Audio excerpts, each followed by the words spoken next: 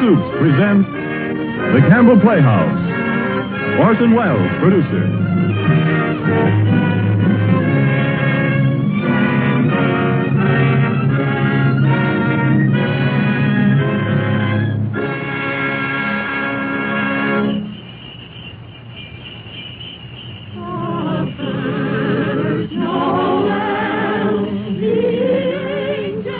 Good evening. This is Orson Welles. There are clearly a number of ways in which a Christmas carol could be introduced.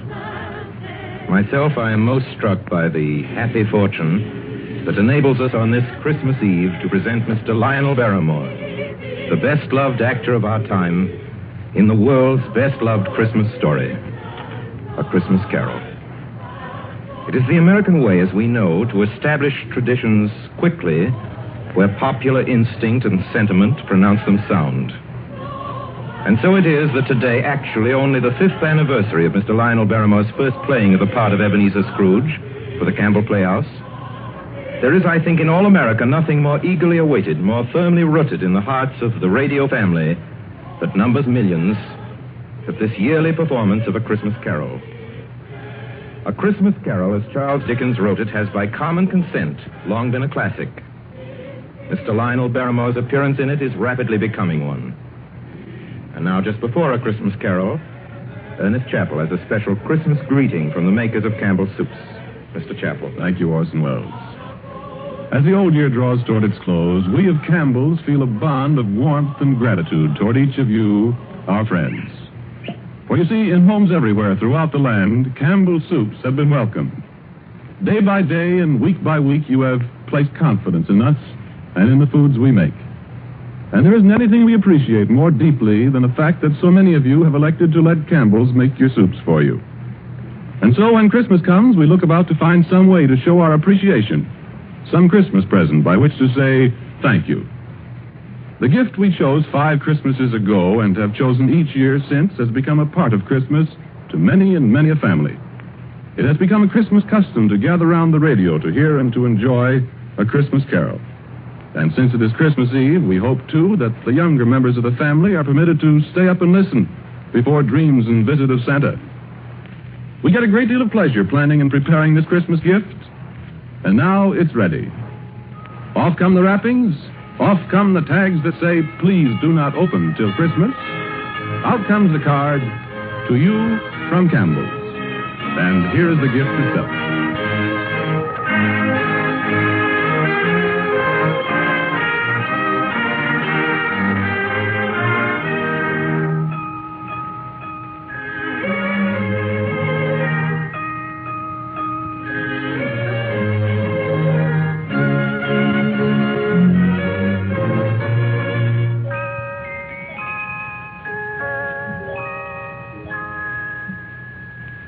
Marley was dead to begin with. There's no doubt whatever about that. The register of his burial was signed by the clergyman, the clerk, the undertaker, and the chief mourner. Scrooge signed it. And Scrooge's name was good upon change for anything he chose to put his hand to. Old Marley was as dead as a doornail. Scrooge knew he was dead? Of course he did. Scrooge and Marley were partners for I don't know how many years. Oh, but he was a tight-fisted hand at the grindstone, was Scrooge. A squeezing, wrenching, grasping, scraping, clutching, covetous old sinner. And once upon a time, of all the good days in the year, on Christmas Eve, old Scrooge sat busy in his counting house, a grim, cheerless place if ever there was one. The door of Scrooge's counting house was open, that he might keep his eye upon his clerk, Bob Cratchit, who in a cold and dismal little cell beyond worked at his ledgers. 19, 20, 21, 22. Merry gentlemen, let nothing you dismay. 23, 26, 29. Carry through. Christmas Day. 11, 13, 17, 7, carry 1. Bob Cratchit. Yes, Mr. Scrooge? Stop that infernal caterwauling. Yes, sir. 9, 15, 17, 29, carry 1. Impudence. Singing their idiotic Christmas carols at my very door. Go somewhere else and bellow your blasted carols, or I'll give you in charge. Sorry, Governor. It's an old Christmas time, you know. Yes, and I don't want any of your old customs. Take your fellow fools and go away. Christmas. Blah. Right, sir. Merry Christmas anyway, sir. A Merry Christmas, Uncle. A Merry Christmas, Bob. Merry Christmas, Mr. Fred. God save you, Uncle. Humbug. Christmas a humbug, Uncle? Now, I'm sure you don't mean that. I mean just that. Exactly that. Merry Christmas. What right have you to be merry? What reason have you? You're poor enough. Well, what right have you to be dismal about Christmas, Uncle? You're rich enough. Now, Uncle, don't be cross. Well, what else can I be when I live in such a world of fools? What's Christmas to you but a time for paying bills without money? Merry Christmas. A time for finding yourself a year older and not an hour richer. If I could work my will, every idiot who goes about with Merry Christmas on his lips would be boiled with his own pudding and buried with a stake of holly through his heart. He should. Uncle? Nephew, keep your Christmas in your own way and let me keep it in mine. Keep it, but you don't keep it, Uncle. Well, let me leave it alone then. What do you want? A Christmas gift, I've no doubt. I came to wish you a Merry Christmas, Uncle. Merry Christmas. Much good may Christmas do you. Much good it ever has done you. There are many things from which I derive good by which I have not profited materially, I dare say, Uncle. Christmas among the rest. But I have always thought of Christmas time as a good time. A kind, forgiving, charitable, pleasant time. And therefore, Uncle, though it has never put a scrap of gold or silver in my pocket, I believe it has done me good and will do me good. And I say, God bless it. God bless Christmas. Hurrah! Let me hear another sound out of you there, Bob Cratchit, and you'll keep your Christmas by losing your situation. As to you, nephew, I wonder you don't go into Parliament. You talk enough nonsense. Don't be angry, Uncle. I want nothing from you. I ask nothing of you. Why can't we be friends? Good afternoon. Well, I'm sorry you feel that way. I've tried. A Merry Christmas to you, Uncle. Good afternoon. And a Happy New Year, too. Humbug. And a Merry Christmas to you, Bob, and the missus, and to Tiny Tim. Thank you, Mr. Fred. Same to you, sir. Good day, sir. Good day, Bob. Nonsense. Twaddle. Lummery. Talking of Christmas and not 2 sixpences to jingle together in his trousers pocket. You there, Bob Cratchit. Come here.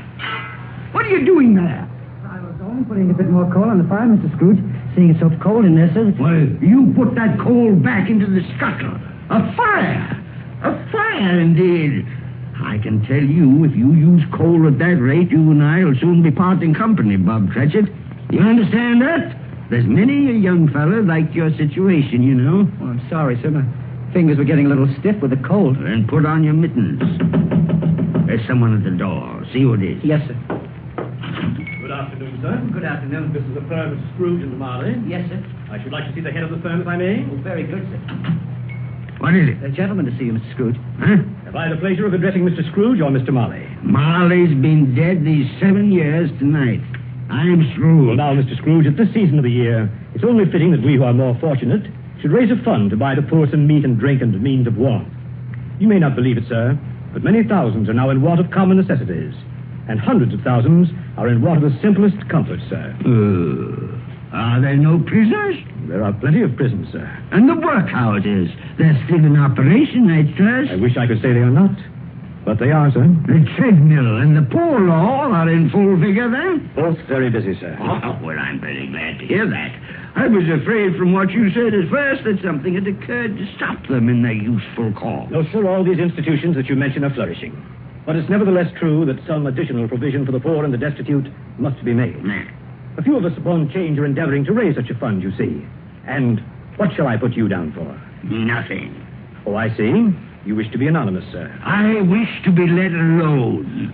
I don't make merry myself at Christmas time, and I can't afford to keep a lot of idle people and make them merry. I help support the establishments that take care of the poor. They cost enough.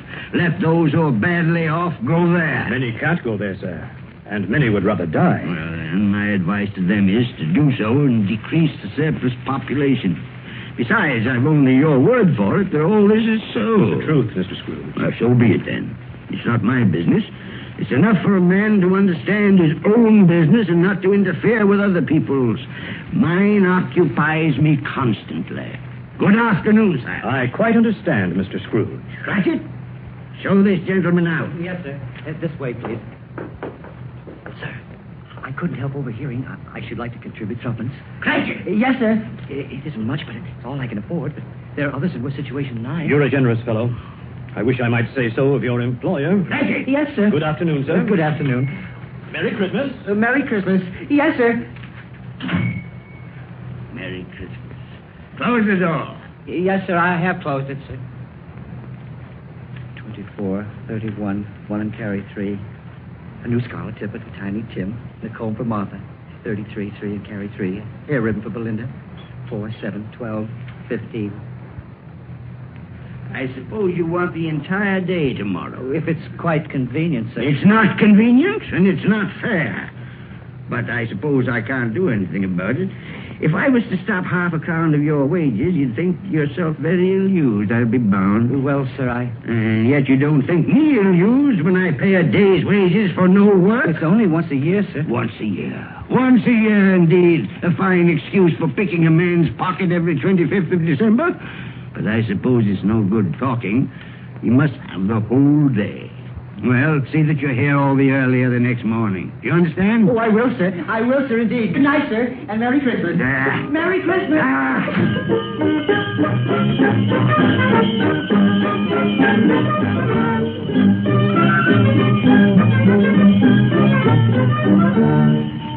The office was closed in a twinkling, and Bob Cratchit, with the long ends of his white comforter dangling below his waist, for he boasted no greatcoat, went down a slide on Cornhill 20 times in honor of its being Christmas Eve, and then ran home to Camden Town as hard as he could pelt to play with his family at Blind Man's Buff.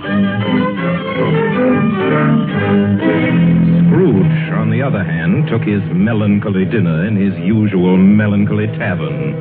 Having read all the newspapers and spent the rest of the evening with his banker's book, went to his dismal house. Darkness is cheap, and Scrooge likes it. The yard was so dark that even Scrooge, who knew its every stone, had to grope with his hands through the fog and the frost to find the door. Scrooge walked through his rooms to see that all was right. Sitting room, bedroom, lumber room, all as they should be. Nobody under the table, nobody under the sofa. Nobody under the bed, nobody in the closet. Closed the door. Locked himself in, double locked himself in. And took off his cravat, put on his dressing gown and slippers and his nightcap. And sat down before the fire to take his gruel.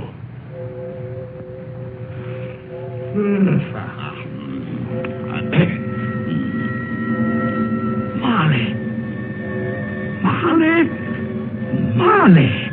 I could have sworn I saw... humbug. Marley's been dead these 7 years. Humbug. It's all humbug. What I need is a good night. What's that? Someone's in the wine cellar. But the door's locked and double locked. It's coming. Something is coming closer. Outside my door. I won't believe it. It's humbug still. Ebenezer Scrooge. Ebenezer Scrooge. Oh, no. What do you want with me? I want much of you, Ebenezer. Who are you? Ask me who I was. Are you very particular for a ghost? All right. Who were you then? In life, I was your partner, Jacob Marley. Jacob Marley? But you're dead. You died 7 years ago. 7 years ago this very night. You are a ghost, then? What's wrong, Ebenezer? Don't you believe in me? I do not. You doubt your senses, Ebenezer? Yes, because a little thing affects them. A slight disorder of the stomach makes them cheats. You can't be a ghost. You may be an undigested bit of beef, a blot of mustard, a crumb of cheese, a fragment of an underdone potato. There may be more gravy than grave about you, whatever you are. Humbug, I tell you. Humbug. Excuse me, Jason. Excuse me. I do believe in you. You are the ghost, Jacob. Thank you. But why do you walk the earth, Jacob? Why do you come to me? It is required of every man that the spirit within him should walk abroad among his fellow men and travel far and wide to witness what it cannot share but might have shared on earth and turn to happiness. Oh, tell me, Jacob, what is that chain you wear around you? I wear the chain I forged in life. I made it link by link and yard by yard by my own free will. Is its pattern strange to you, Ebenezer? Cash boxes, keys, padlocks, ledgers, purses. Yours was as heavy and as long as this 7 years ago. And you have labored on it since, Ebenezer. Oh, Jacob, speak comfort to me. Comfort I have none to give. I cannot rest, I cannot stay, I cannot linger. Weary journeys lie before me. You travel fast? Yes, Ebenezer, on the wings of the wind. 7 years dead and traveling all the time? 7 years, Ebenezer. 7 years of remorse. Ebenezer, do you know that no space of regret can make amends for one life's opportunities misused? But you were always a good man of business, Jacob. Business? Mankind was my business. Charity, mercy, benevolence, they were all my business. The dealings of my trade were but a drop of water in the comprehensive ocean of my business. Oh, Jacob, don't take on so. Jacob. Listen to me, Ebenezer. I listen to you, Jacob. Go on, Jacob, speak to me. But don't be so flowery. Ebenezer, I am here to warn you that you have yet a chance and hope of escaping my fate. Do you hear that, Ebenezer? Yes, Jacob. You always were a good friend to me, Jacob. Thank you, Jacob. But go on. Go on. Go on. How shall I escape? Oh, I'm afraid, Jacob. You will be haunted by 3 spirits. Is that the only chance and hope, Jacob? It is your only chance and hope. Then I think I'd rather not. Without their visit, you cannot hope to shun the path I tread. Expect the first tomorrow, when the bell tolls 1. Couldn't I take them all at once and have it over, Jacob? Ebenezer, look that for your own sake you remember what has passed between us. And remember, when the bell tolls 1, look for the first spirit. Marley. Jacob Marley.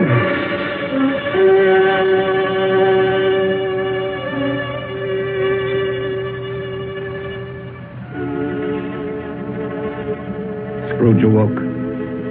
He was lying on his bed fully dressed. Suddenly the curtains of his bed were drawn aside. Scrooge found himself face to face with the unearthly visitor who drew them. As close to it as I am now to you. And I am standing in the spirit at your elbow. It was a strange figure, like a child. Yet not so like a child as like an old man. Who's that? Ebenezer Scrooge, I have come for you. You are the spirit, sir, whose coming was foretold me? I am that spirit. What are you? I am the ghost of Christmas past. Long past? No, your past. But, what do you want of me? What brings you here to haunt me? Your welfare, Ebenezer Scrooge. Rise and walk with me. Oh, no, not out of the window. I can't do that. I'll fall down. I'm not a spirit. I'm mortal. I'll fall. Bear but a touch of my hand upon your heart, and you shall be upheld in more than this. Come, follow me.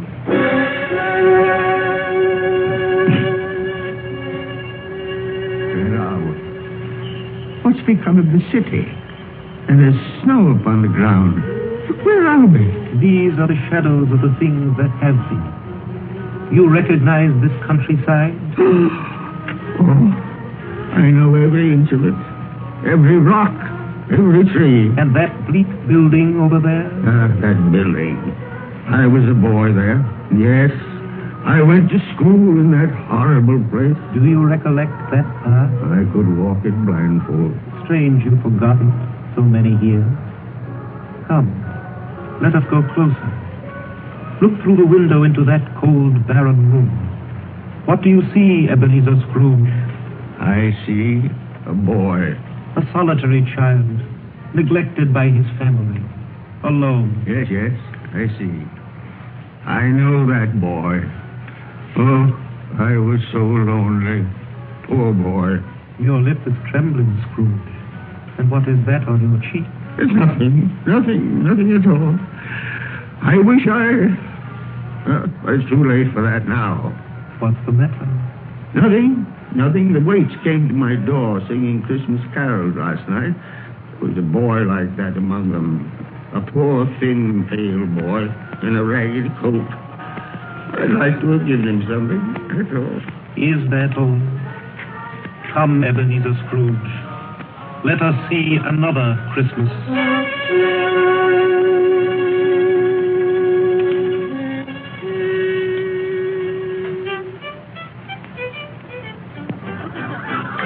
Do you know this place, Ebenezer Scrooge? Know it? Know it? Why, this is the counting house where I was apprentice. Listen. Choose your partners. Why, it's my old master. Bless his heart, old Fezziwig. My master, alive again, and hosting one of his Christmas parties. Listen to him. Spread the needle and back to your places. There's Dick Wilkins. Poor Dick. Dear, yes? And look, there's Mrs. Fezziwig herself, looking younger than any of them. And the tables all loaded with roast and cider and mince pie and beer. Oh, what a jolly time we used to have. That carefree young man with the light heart and the gay smile. Do you recognize him? Yes. Merciful heaven. How happy I was then. A small matter for old Fezziwig to make those silly folks so full of joy. Small matter? Small indeed. Isn't it? He has spent only a few pounds of your mortal money. Is that so much that he deserves praise? It's not that. It's not that, Spirit. Old Fezziwig has the power to make us happy or unhappy, to make our service light or heavy. His power lies in words and looks, in things so tiny it's impossible to count him up.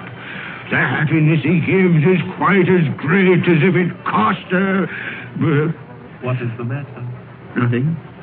Nothing at all, Spirit. Something, I think. No. Speak. No. Only, it's just that I should like to be able to say a word or two to my clerk, Bob Cratchit, just now, that's all.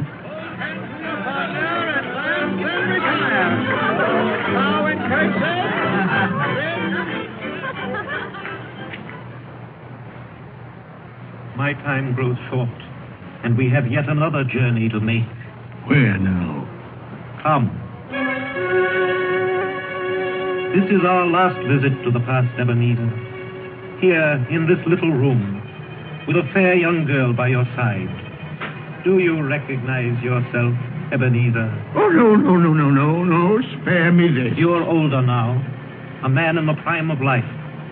Your face has begun to wear the signs of care and avarice.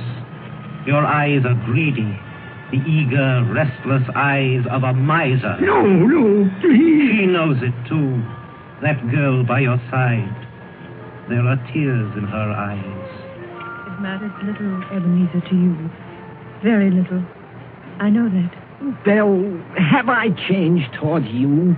When we were engaged, we were both poor. Was it better then? Better to be poor? Better at least to be happy. You're changed. You were another man then. I was a boy. Do you blame me because I've grown wiser? Have I ever tried to break our engagement? In words, no. Never. In what, then? In a changed nature. In an altered spirit. In everything that made my love of any value in your sight. So I release you from your promise. Belle. Oh, at first it may cause you pain to lose me. A very brief pain. But soon it will be dim, like a half-remembered dream, an unprofitable dream, and you will be glad to be awake from such a dream. May you be happy in the life you have chosen, Ebenezer, for the love of him you once loved. Spirit, it's enough. Show me no more. Take me home. These were shadows of the things that have been. That they are what they are. Do not blame me. No more. No more. One shadow more. Come. Do you see this man, Ebenezer Scrooge? This man might have been you, and the woman beside him your wife.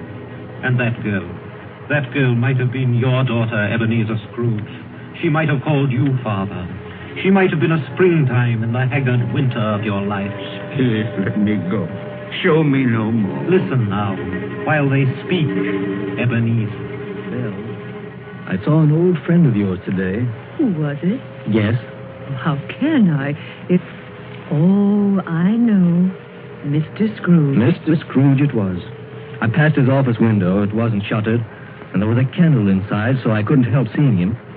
His partner, Marley, lies at the point of death, I hear. And there Scrooge sat all alone. Quite alone in the world, I do believe. Spirit, I can bear no more. Leave me. Haunt me no more. Take me back. Take me back.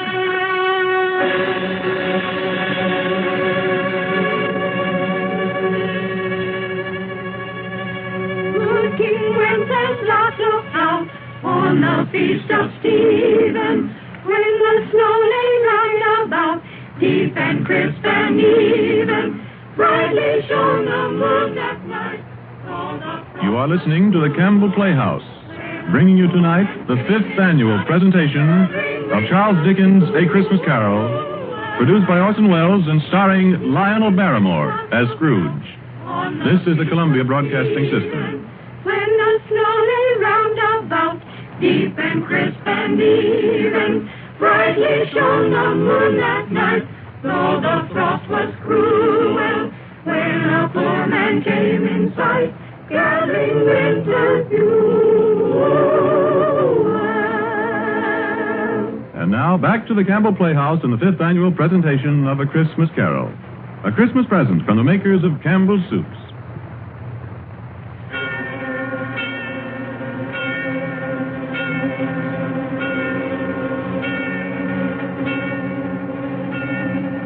On the stroke of one, Scrooge awakened suddenly and sat him bolt upright in his own bed. He remembered the words of Marley's ghost and wondered from which direction the second specter would appear. At that moment, nothing between a baby and a rhinoceros would have astonished him very much. Now being prepared for almost anything, he was not by any means prepared for nothing. And consequently, when no shape appeared, he was taken with a violent fit of trembling. 5 minutes, 10 minutes, quarter of an hour went by, yet nothing came. Then, as he sat in his bed, he became aware gradually of a great blaze of ruddy light that seemed to shine upon him from the adjoining room. He got up softly and shuffled in his slippers to the door. It was his own sitting room, there was no doubt about that. But it had undergone a surprising transformation. The walls and ceiling were so hung with living green that it looked a perfect grove. And there sat a jolly giant, glorious to see, who bore a glowing torch in shape not unlike Plenty's horn, and held it up, high up, to shed its light on Scrooge as he came peeping round the corner. Come in, Ebenezer Scrooge, and know me better, man. You're... I am the ghost of Christmas present. Spirit, take me where you will. Last time I went against my will and learned a lesson which is working now. If you have anything to teach me, let me profit by it. Touch my robe, Ebenezer Scrooge. Touch my robe.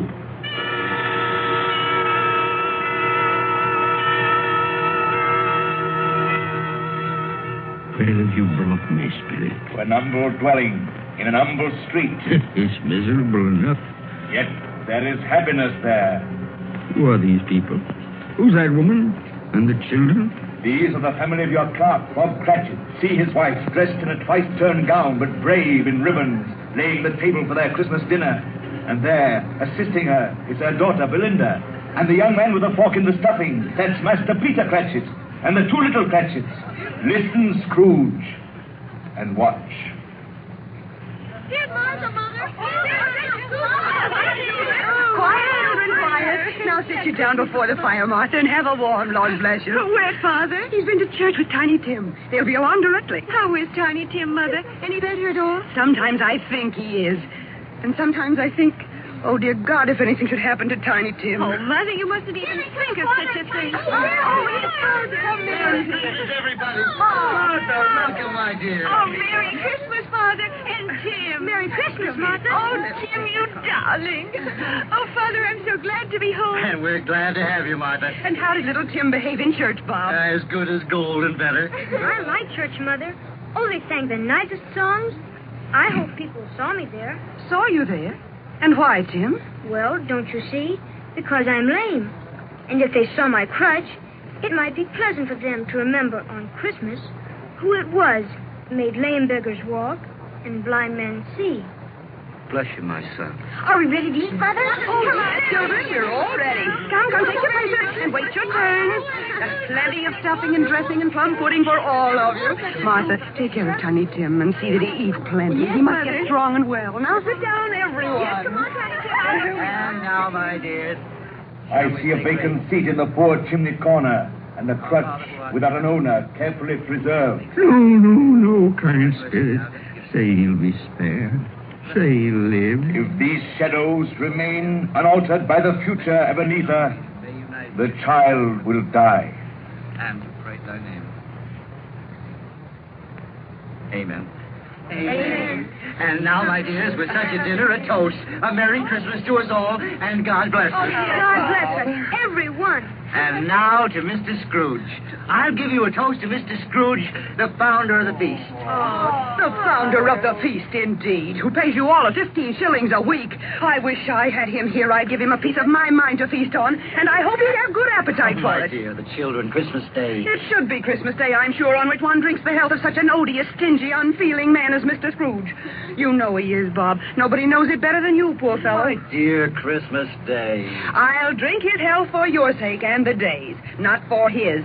Long life to him. A Merry Christmas and a Happy New Year. He'll be very merry and very happy, I have no doubt. And I say God bless him too, Mother, and everyone. Yes, Mr. Scrooge. Very well.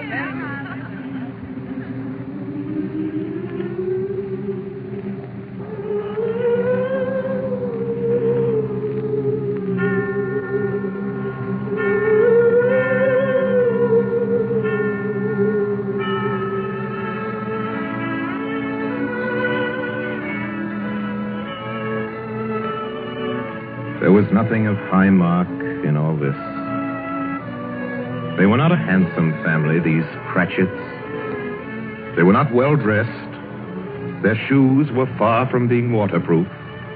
Their clothes were scanty and had known, very likely, the insides of a pawnbroker's. But they were happy, grateful, pleased with one another and contented with the time.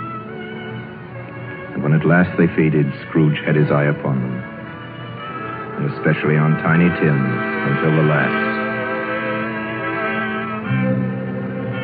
Many calls Scrooge made that night with a ghost of Christmas present. Down among the miners they went who labor in the bowels of the earth, and out to sea among the sailors at their watch, dark, ghostly figures in their several stations. Much they saw and far they went, and many places they visited, but always with a happy end. The spirits stood beside sick beds, and they were cheerful. On foreign lands, and they were close at home. By poverty, and it was rich. In almshouse, hospital, and jail, where vain man in his little brief authority had not made fast the door and barred the spirit out, the spirit left his blessing. A long night. It was only a night. And it was strange, too, that while Scrooge remained unaltered in his outward form, the ghost grew older. Clearly older. My life upon this globe is very brief, Ebenezer. It ends tonight. Tonight? Tonight at midnight. Ah, the hour has come. Oh, not yet. Not yet. Now, there are still more things I wish to learn. These you will learn from still another spirit. Still another spirit, Ebenezer. Scrooge looked about him for the ghost that had vanished. But he found himself once more in his bed, in his dressing gown and his nightcap. He'd heard the clock strike. And then he remembered the prediction of old Jacob Marley, and lifting up his eyes, beheld the third spirit. A solemn phantom,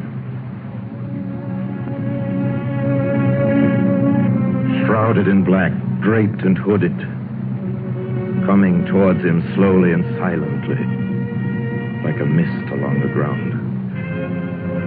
I know you. You are the ghost of Christmas yet to come. You will show me the shadows of things that have not happened, but will happen in the time before us. Answer me, spirit, ghost of the future. Oh, I fear you more than any specter I've seen. Yet, as I know your purpose is to do me good, and as I hope to live to be another man from what I was, lead on. Lead on! The night is waning fast.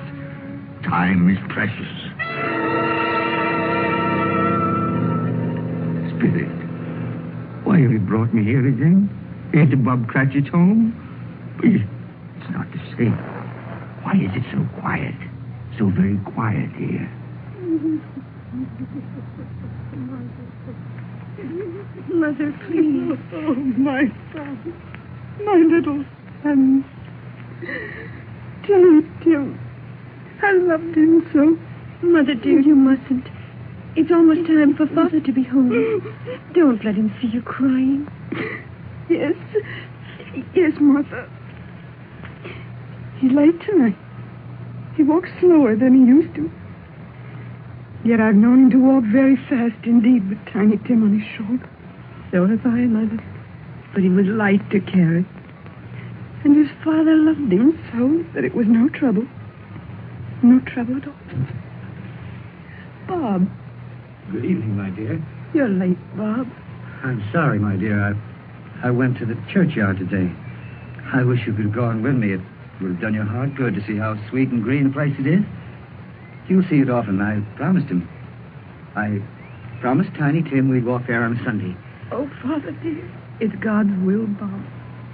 I'm trying to understand it, my dear. My son. My little son, Tiny Tim. And I loved him so.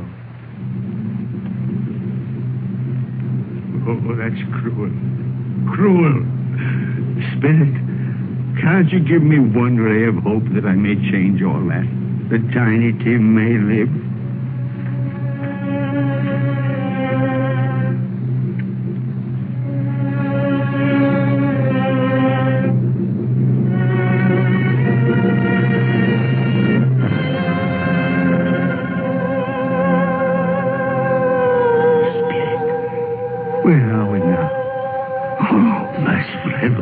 Churchyard, overrun by grass and weeds, choked with too much burying, desolate, a lonely, crumbling gravestone.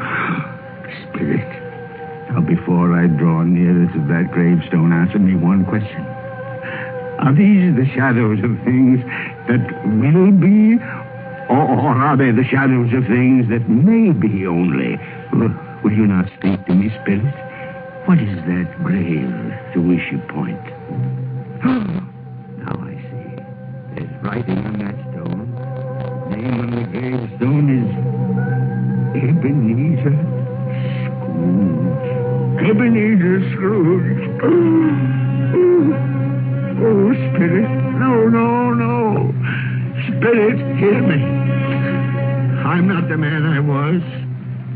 Why show me this if I'm past all hope?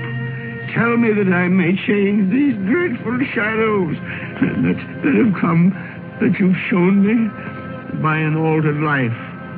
I'll honor Christmas in my heart, and I'll try and keep it all the year.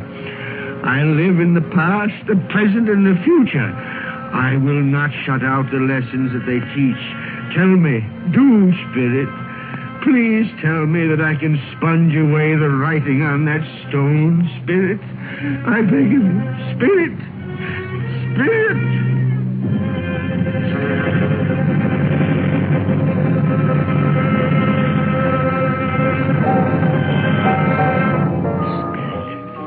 Promise on my knees. I promise.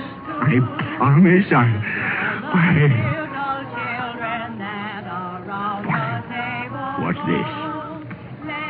It's my bedpost. I'm home. In my own bed. In my own room. And the sunshine. It's clear. It's bright. No fog. Oh, what a beautiful day. Glorious. Glorious. Boy. Oh, boy. Yes, sir? What's today? What's that, sir? What day is it, my fine fella? Today? Why, it's Christmas Day. Christmas Day. I haven't missed it. The spirits have done it all in one night. All in one night. Heaven be praised. How's that, sir? Listen, my lad. Do you know where the poultry is in the next street? I should say I do. An intelligent boy.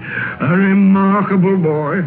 Tell me, do you know if they've sold the prize turkey that was hanging in the window? The one as big as me?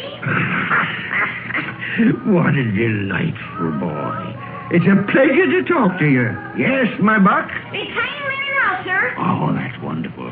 Now go around, will you, and tell him to send it to Bob Cratchit and his family on Broad Street. And mind you, they're not to know who paid for it. Now hurry along, my lad. And here's half a crown for your trouble. Yes, sir. Yes, sir. And a Merry Christmas. And a Merry Christmas to you, too, my boy. Oh, I don't know what to do. I'm as light as a feather, as happy as an angel. I'm as merry as a schoolboy. A Merry Christmas. A Merry Christmas to everybody. A Happy New Year to all the world. Whoop! Whoop!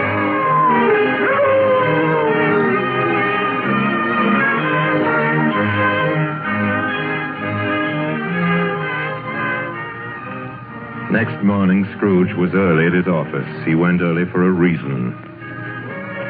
If he could only be there first and catch Bob Cratchit coming late.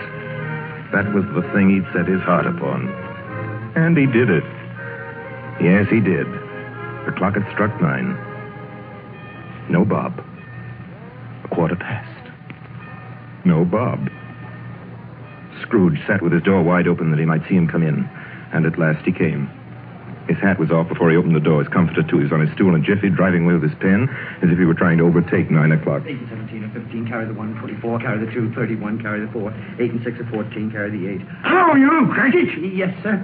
Step this way, Cratchit, if you please. Cratchit, what do you mean by coming in at this time of day? Oh, I'm very sorry, sir. I'm behind my time. You are? You are? Yes, I think you are. Oh, it's only once a year, Mr. Scrooge. It shall not be repeated. I was making rather merry yesterday, sir. I'll tell you what, my friend. I'll not stand this sort of thing any longer. And therefore, Bob Cratchit, I'm about to raise your salary. Mr. Scrooge, are you quite yourself, sir? No. No, thank heaven I'm not quite myself. Merry Christmas, Bob. Merry Christmas, my good fella. A merrier Christmas than I've given you in many a year. I'll raise your salary, and we'll see what we can do for Tiny Tim and the rest of your family. We'll discuss it this very afternoon over a Christmas bowl of smoking bishop. Bob! Bob, make up the fire. Take it up and buy another coal scuttle before you dot another I.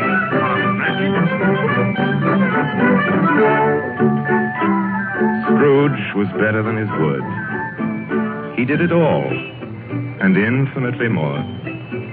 To Tiny Tim, who did not die, he was a second father. He became as good a friend, as good a master, and as good a man as the good old city knew, or any other good old city, town, or borough in the good old world. Some people laughed to see the alteration in him, but he let them laugh, and little heeded them. His own heart laughed, and that was quite enough for him. He had no further intercourse with spirits, but lived upon the total abstinence principle ever afterwards, and it was always said of him that he knew how to keep Christmas well, if any man alive possessed the knowledge. May that be truly said of us, all of us. And so, as Tiny Tim observed, God bless us, everyone. Joy to the world, the Lord is come. Let earth receive her King. Let every heart prepare his room.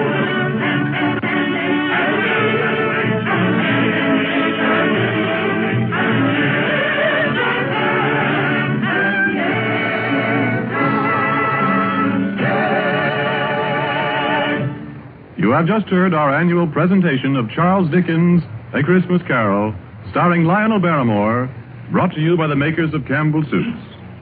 And now here is Orson Welles. At this point in the program, ladies and gentlemen, it is my custom, as you know, to present to you with a few words of introduction our guest of the evening. With your consent, I shall dispense with this tonight. To introduce tonight's guest to the Campbell Playhouse audience or to any other American audience is an extravagant and superfluous procedure. For if ever an actor has won for himself a lasting place in the hearts of his fellow countrymen through years of unsparing and inspiring service, that actor is Lionel Barrymore. Mr. Lionel Barrymore. Thank you, Orson Welles. Good evening, ladies and gentlemen. This is the fourth year I've had the pleasure of appearing in the Christmas Carol here on the Campbell Playhouse. And I assure you all it's a pleasure that never tires. As long as I can remember, this has been one of my favorite stories. When we were children, it was read to us regularly this time of year, as it is to millions of children right now. And like many of them, I'm sure, the three of us, Ethel, Jack, and I, with the aid of a sheet and some old ironware, made a play of it. As I remember, we had 3 Scrooges in that production. Mr. Barrymore, who played Tiny Tim? I think we had 3 Tiny Tims, too. But seriously, I can think of no part that I've enjoyed playing again and again as much as I have the part of that squeezing, wrenching, grasping, scraping, clutching, covetous old sinner, Ebenezer Scrooge. And I can think of no happier or more suitable choice for the makers of Campbell Soups to offer the people of America as their Christmas present each year than Charles Dickens' well-beloved story, Christmas Carol. Good night, Orson. Good night, everybody. And a merry, merry Christmas to you all. Good night, Mr. Barrymore. Merry Christmas to you, sir. Ladies and gentlemen, for next Sunday night, we're happy to announce our version a great and truly American story by a great American novelist, Come and Get It, by Edna Ferber. Against a background of the mighty forests of Miss Ferber's own Wisconsin, it tells a stirring tale of the men and women who live and die in the woods in order that lumber may come down the rivers every spring into the cities of the modern world. Like so many of Miss Ferber's epic romances of American life, it was made from a best-selling novel into a highly successful motion picture. Now we bring it to you on the air. The story of a man and his son and the girl they both loved. Lotta, played for us by one of the loveliest and most accomplished of Hollywood's younger dramatic actresses, Miss Frances D. And so until next week, until Come and Get It with Frances D., my sponsors, the makers of Campbell Soups, and all of us on the Campbell Playhouse remain, as always, obediently yours. But just a minute, Benny, ladies and gentlemen, it's the night before Christmas. And all through the Campbell Playhouse, not a creature is stirring that doesn't join Lionel Barrymore in wishing you a merry, merry Christmas. This goes for all of us, from my sponsor, from myself, from all of us, from Don McBain, who runs the machinery in the control room, to Miss Helgren, who types the Campbell Playhouse scripts. A Merry Christmas from Benny Herman and his band of Merry Melodians. Merry Christmas. get the idea. From Max Sayre's choruses. From Harry Esman and his crew of sound effects technicians. Thank you. And from Orson Welles and his considerable aggregation of dramatic talent, which includes, among others, Mr. Frank Reddick, Miss Georgia Backus, Miss B. Benaderet, Mr. Ray Collins, Mr. Everett Sloan, Mr. George Coulouris, Edgar Barry, Erskine Sanford, Tommy Lane, William Allen, Betty Lou Walters, Eric Burtis, and, of course, myself and George Spelvin. A Merry Christmas. How about it, ladies and gentlemen? Merry Christmas! And finally, as Tiny Tim says... God bless us, everyone.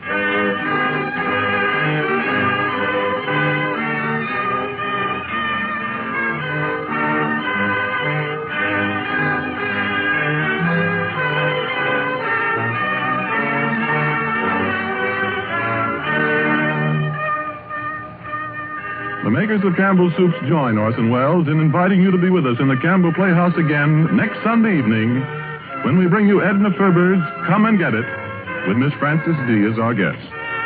Meanwhile, if you have enjoyed our 5th annual presentation of A Christmas Carol, won't you tell your grocer so this week when you order Campbell Soups? This is Ernest Chappell saying thank you and a Merry Christmas to you all.